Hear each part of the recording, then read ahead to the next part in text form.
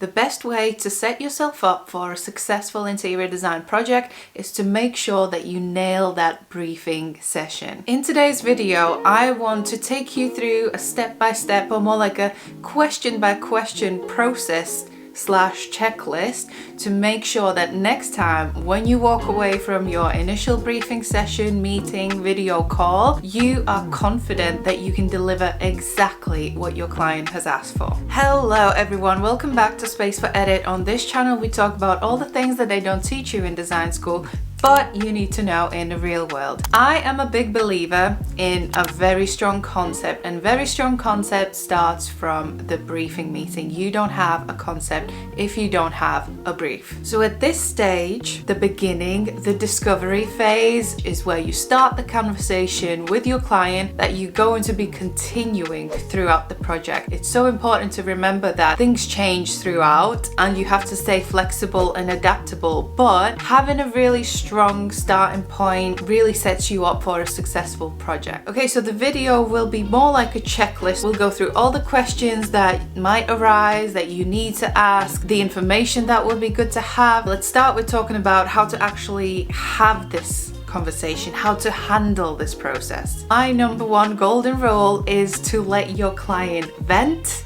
to listen first, take notes, and be kind of inquisitive. Let them talk, let them say it in their own words before you go in, and almost sometimes kind of direct them. Some clients are better at this than others, that is true, and then you kind of have to start the inquisitive process a lot sooner. But some clients have a very strong knowledge, feeling about what they want from the space that you will be looking at. By doing this, you also kind of start the conversation on a lot lighter note, like you make them feel a lot more comfortable. They feel like they are sort of in control, maybe taking the lead in this. And that is obviously what we want our clients to feel: comfortable, welcomed, no idea is a bad idea kind of a thing. At least in the beginning phase, we need to dream up the vision first. And once you feel like that maybe the conversation is kind of slowing down, or you're kind of running out of things to say, then you can start to go through the checklist that we're going to be going through just now, and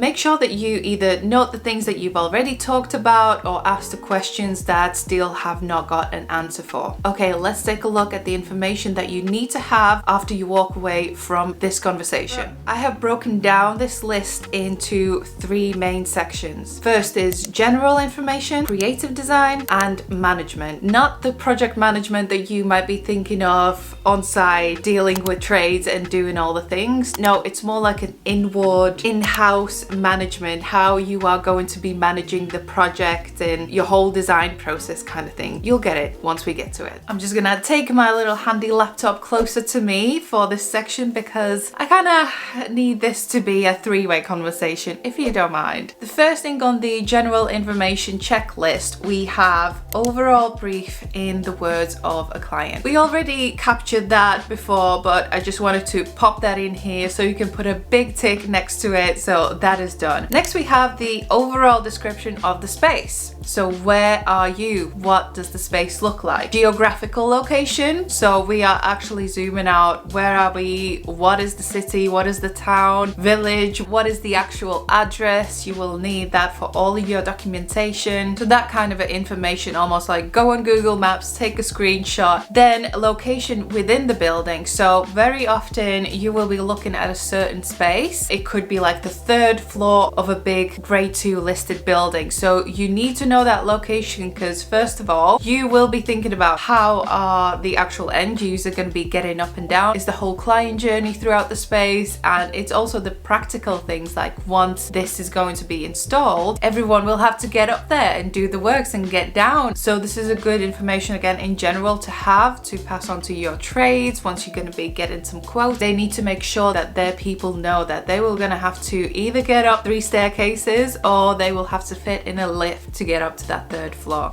Next we have access to the space, interior and exterior. I kind of like roughly just touched on it. So that's the interior access through lifts, through stairs, through back of the house. But then you need to think about the exterior as well. Where are your points where trades will be coming in? When you will be doing risk assessments and things like that, you will need to know like these routes through the building or into the building. So car parks, main roads and things like that. What other type of spaces or buildings surround the space? So again, just look around, take some photos, go outside and film like quick videos. Now it's quite nice that we have Google Maps. In most locations, you can just drop a pin and have a look around with the street map. You might have already done this before the meeting, but it's always good to just be in the moment when you are there, look around and just see what you surround yourself with. Next we have contact details of all decision makers, phone numbers and emails. This is so crucial. You don't want to leave this meeting and realize that actually you don't have anyone's phone numbers. You don't really know who are the main decision makers, because it is crucial to get them involved from this conceptual stage, right from the beginning. Next thing you will do after this meeting, you will follow up. So who are you going to be following up with? So that's the kind of general information, the bigger picture that you need to know about your project and have it on the checklist. Next, we get into the creative design, the fun stuff, right? What is the overall look and feel, style or vibe of the space? Paint the vision. Are there any branding guidelines to follow or base the concept on? It's the bigger picture. You will have picked up all the information. It could be just like few points, it could be long sentences. Most likely it's going to be like a bullet point style list, because people talk fast and you just have to make notes and you have to be efficient. So don't get like too into it. Don't write a novel. Just make sure that you've got this overall vibe, any references to style that the client might have mentioned. Talking about references, we have reference images or a list of venues that have been mentioned by the client as a source of inspiration. So a lot of times clients have seen something, they've been inspired by something, they've either gone out to a restaurant and they've seen something that they liked, or they've seen something online on Pinterest. Often there will be Pinterest boards. So these references are gold. This is where you see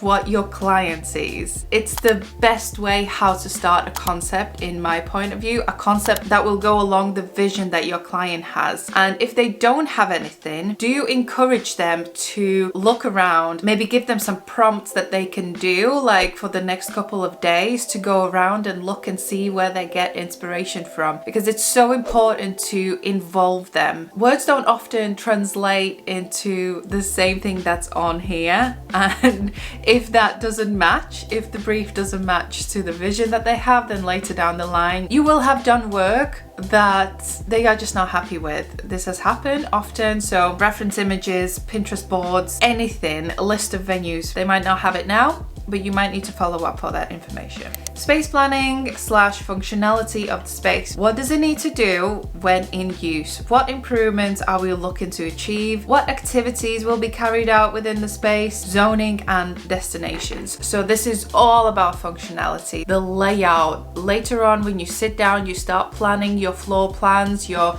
customer journey, your access points, your destination points, your zones. This is the information that you will need. And if you haven't asked for this information in the briefing session, then you will have to follow up, and doing that is gonna make you look a bit unprepared and unprofessional, and none of us want that, right? If it's an office, then there will be some fixed workstations, there will be flexible working, there will be community areas, there will be lounges, there will be spaces for quiet calls, private meetings, for group meetings, for kitchens. You see where I'm coming from? From that function of the space, it trickles down to the design of the space, to the visual. We first need to start with function. So ask those questions. What's a must and what's a nice to have? This is a very good question to ask. They might not know it yet, but if you push them a little, you might get this information. It is handy to have a simple checklist, start from the ceiling and work through to the floor. So if they don't really know what's a must for this new space, what must be there, what we have to have, and they might not know what's a nice to have, then you can kind of push them a little bit and have this checklist and start from the ceiling and think, okay, are we keeping any of the lighting, or would it be nice to have some new lighting, or is it a must to have new lighting? Is it a must to have new air conditioning? Same with the furniture, are you keeping any of the existing, or is it a must, or is it a nice to have new furniture? You get me. So having that little checklist is really going to help you to be a bit more organized and make sure you don't skip any steps and any information. Next we have what isn't working / the client is not happy with currently. This is super easy, and this is so useful for when you start thinking about the new space, because you know what to avoid. It's always easier to ask people what they don't like and what they hate and what is not working, what is agitating them, than actually asking what would you like, what is like the nice to have. Once you know the things that you can avoid, then very much you can come in with your own ideas, proposals, and everything's going to be up from there. Next we have covers. How many people are currently and will be using the space in the future? Obviously this applies more to commercial spaces, to restaurants, cafes, offices. We think about the volume and how many bums on seats we need, how many workstations, how many tables and things like that. But this could also be for residentials, like how many people are going to be in this house? Are you going to be hosting for more people in the future? Are you doing parties? So we need to think about how many people will be in the space and how will they be getting around. Are we keeping any of the existing items? I kind of roughly already touched on that. If there is something that they are keeping and you are on site and this is the only site visit that you are doing prior to maybe later on before doing the detailed design, then you need to know the dimensions. If there are some tables that they are, some desks that they are keeping, you need to know those dimensions, because when you sit down at your computer in your studio, you will need to know what you are designing around. Otherwise, you might need to go back to the site, and obviously that's taking your time that you probably haven't allowed for. So take photos of all of that. Video is the best, to be honest, both video and photo of the items, and make sure you measure them so you got kind of the overall idea of the piece that they are keeping. Okay guys, we are halfway or almost through the video, the checklist, and I'm assuming if you are here, then you are enjoying this content. I would be super grateful if you could just take a second, like this video, or after the video, leave a comment. It really takes just seconds for you, but it helps the channel, it helps the growth, it helps to feed the algorithm at the end of the day and make sure that the algorithm pushes this video, this channel further out to more eyes, and it just helps my creator journey massively. It takes seconds for you and makes a massive difference. So thumbs up, subscribe if you're into this, and leave a comment if you want to later on. Okay, let's get back to the video. So the next section that we have is project management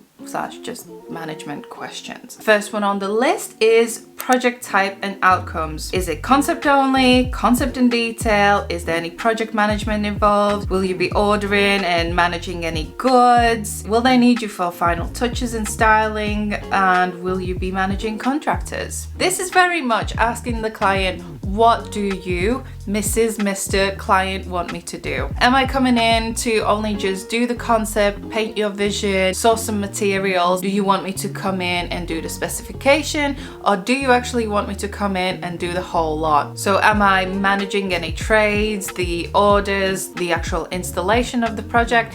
All of these are obviously crucial for your work, for your design fees, what you will be proposing. Is a site survey needed? Does the client have the latest floor plans? Site surveys, obviously, we are needed. Even if you have the latest plans, I don't know, if it's a new build and these are the latest plans, you still need to do a site survey. I have a video on site surveys as well. I will pop the link down in the description. It's all about just double checking all the dimensions, because obviously we can't do any work if we don't know what the space is like. Overall budget for works, this can be a rough estimate. A lot of clients don't like to talk about the budget because they don't know how much this is going to cost, like they have no idea, or they almost have this kind of stigma around it, thinking that, well, if you know how much money I have for this, then you are gonna abuse me in some sort of a way,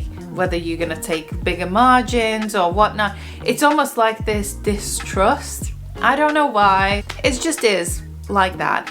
But it's so important to get this across to the client that this is not for you. This is very much for them. You need to know whether it's a 50K budget or it's a 500K budget, even a 50K or a 70K budget, or a 10K budget. When you know this information, you know what type of design proposal you can put together, what features you can propose. Is it going to be just a lick of paint, or is it going to be a feature wall? Is it going to be paint, or is it going to be wallpaper? Is it going to be brand new flooring, or are we going to keep some of the existing because the budget is not going to stretch that far? Such an important question, and it's so hard to get this information, but I got faith in you. Ask the question, don't be scared of it. You don't want to be proposing high level vision when the budget is down here.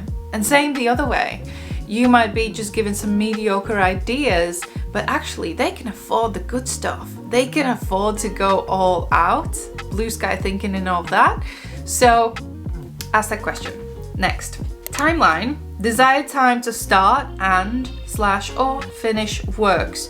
So this gives you a perspective how quickly you need to work. I like to ask this question and include this information in my design fee proposal. I almost like give them a rough timeline of how I see this project going. So when are we doing the briefing? When does the concept come in? And on and on and on. So that gives them a bit of visual idea of how is this going to happen. So if they tell you that, let's say, what is it today? It's August. You go to a briefing today and they say that they want to be in by December or do works over the December holidays, then you know, okay, I only have 3 months to make this happen, and probably I only have like a month tops for the design, because then you have to start to think about manufacturing, ordering. And if maybe that vision of moving in December or after December is not achievable, that's when you can come in with your expertise as well and say, listen, I've worked it out, this is very tight, we can't really make it happen, but we can make it happen for